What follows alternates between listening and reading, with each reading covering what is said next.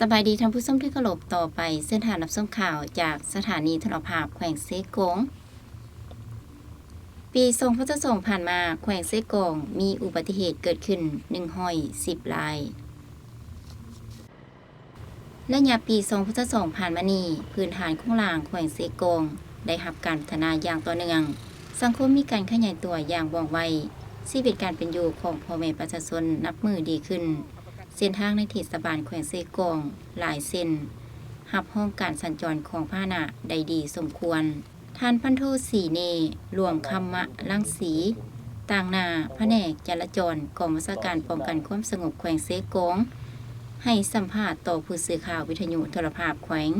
ในวันที่2มีนาคม2023เกี่ยวกับปัญหาสภาพการเกิดอุบัติเหตุว่าผ่านมามีคดีอุบัติเหตุที่เกิดขึ้นทั้งหมด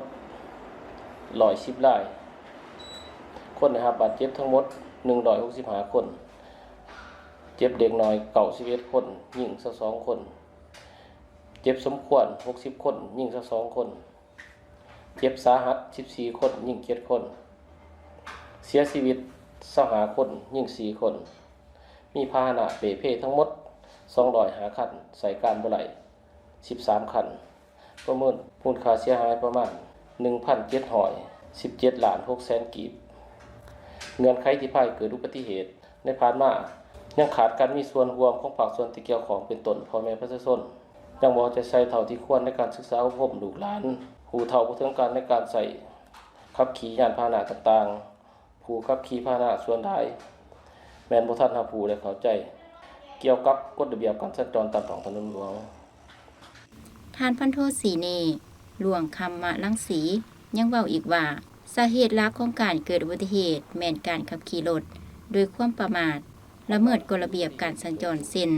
ขับขี่รถไปเกินกฎหมายกำหนดดื่มสิ่งมึนเมาแล้วขับขี่ยานพาหนะเลี้ยวซ้ายเลี้ยวขวาบ่เปิดไฟสัญญาณแซงบ่รับประกันล่วงป้ายห้ามบ่ปล่อยสิทธิ์ในเวลาออกทางไงเทคนิคพาหนะบ่ได้มาตรฐาน